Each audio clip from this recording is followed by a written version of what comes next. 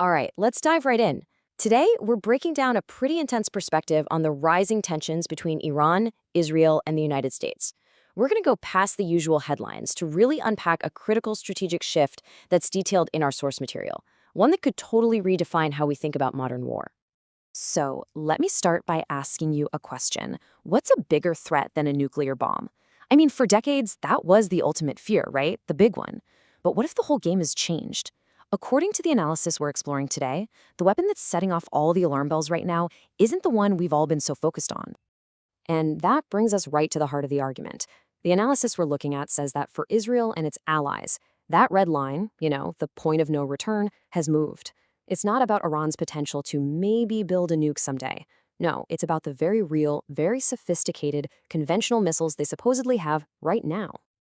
Okay, so to really get why this is such a big deal, we've got to look at the actual hardware at the center of this crisis. What exactly are we talking about when we say missile arsenal, at least according to this source?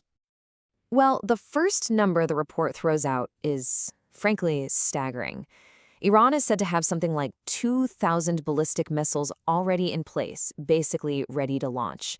The big takeaway here is that this isn't some theoretical threat for the future. It's being presented as a massive operational arsenal that exists today. And get this, it's not like that number is just sitting there. The source claims that Iran is adding to its stockpile at a crazy pace, with an alleged production capacity of 300 new missiles every single month. This supposed rate of expansion is exactly why there's such a sense of urgency in this analysis. Now let's zoom in on the specific weapon that's causing the most anxiety, as highlighted right here. It's called the Hormshar 4. The report says this thing is hidden away in hardened underground bunkers, and this is the scary part, it can supposedly hit targets in Israel in under 10 minutes.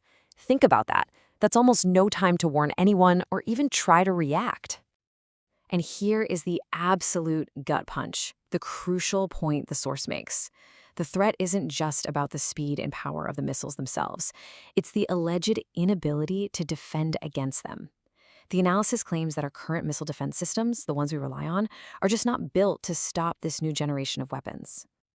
But this tension isn't just playing out with military hardware. According to the source, it's also happening in the shadows, in the world of intelligence and diplomacy, where something as simple as a travel advisory could be interpreted as something much, much bigger. And this, according to the analysis, was the trigger.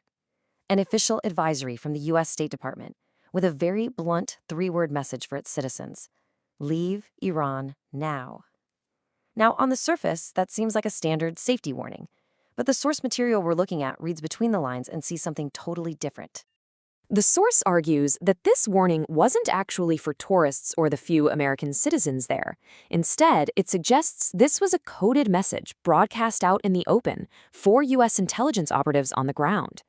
The alleged hidden meaning? Get your missions ready because an attack is coming and it's coming soon. And all of this is supposedly happening because talks have completely broken down. According to the report, it's a total diplomatic stalemate, and it's all about these missiles. The U.S. is demanding Iran limit the program, but Iran has reportedly said no, with the source claiming Iran thinks the U.S. is just using negotiations as a delay tactic to get its own forces in position for an attack. So if diplomacy totally fails and an attack does happen, what's next? Well, the source we're examining lays out what it claims is Iran's detailed multi-front playbook for how they would strike back. And this is where a regional conflict could spin out of control and go global, fast. The alleged plan kicks off with proxy groups attacking U.S. targets.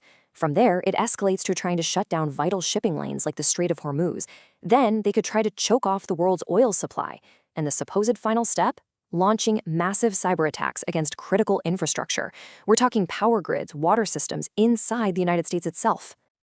And that brings us to the final, and maybe the most widespread consequence outlined in this analysis, the potential for a really catastrophic economic crisis that would hit everybody, far beyond the Middle East. That disruption to the oil supply we just mentioned, that's seen as the first domino to fall.